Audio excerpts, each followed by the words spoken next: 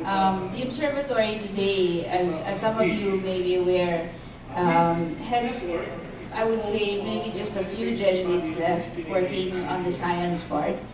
There are many lay scientists now, many of whom have come from the Catholic schools as well as from the public schools and into the UP system, for example.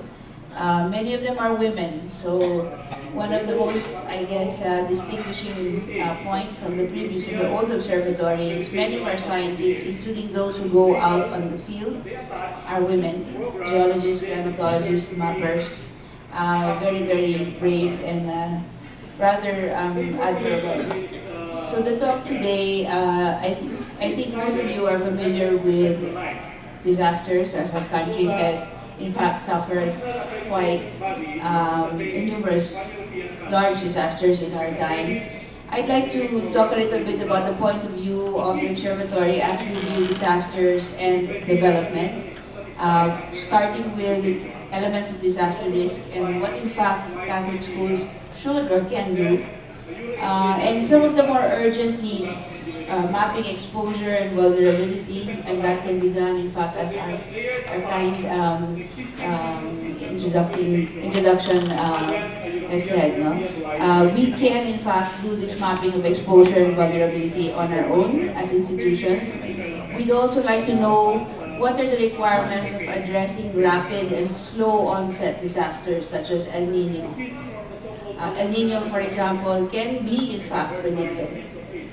So why don't we in fact look at those signs and process them in order to start preparing for the shortage of food and water during El Nino periods. The second to the last is actually to advocate an evidence-based decision support system in your local government unit or in your community. What does that mean? Oftentimes, and I'll say this very, I guess, frankly, the science is relegated to the background and decisions about the way resources should be managed, particularly in resource-poor environments, are not driven by evidence. And the scientific evidence on risk, which can be in fact mapped and visualized, should inform decisions that are really critical to local development as well as to national development. So science must make its way into policy and practice. The last item I have there is developing a common research platform to support disaster risk reduction. And some of those platforms are already within our reach. Many of us are familiar with Google, and many of us can actually map ourselves on Google and where our Lolo's house and where our Tita's house is. We can also map where the poor are. We can also map where the aged are. We can also map where those who have no other means because they're either landlocked or living right beside rivers, where in fact they may be evacuated to. So it's making use of platforms that are already available to us and also making others share in that information in order to make the highest and best use of limited resources. I'm going to show you just a few slides, and pardon me for being very graphic about this work. The observatory in recent years has responded to the large disasters and some of the small ones as well. And in fact, one of the things that we would like to point out is Catholic schools produce young and not so young, perhaps, leaders in times of crisis. The students and the professors that responded together with the Manila Observatory and UP to the Ginsa-Ugon debris avalanche in 2006 all came from Catholic schools. In fact, one of them, the one who actually initiated the volunteer work of the scientists, was a young woman geologist who had come from a Catholic school, and she says, "We have to go." As a result of that statement, 11 geologists volunteered, and we all brought them to Ginsa-Ugon. These are the things that they have to deal with in the field.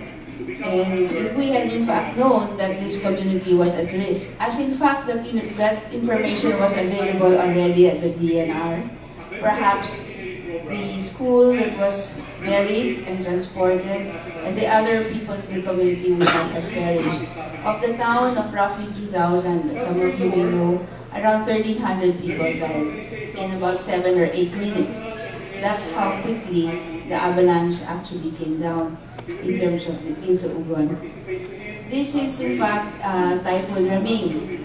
Again, we responded here to find out who was in fact most at risk and how might we have avoided the numerous deaths.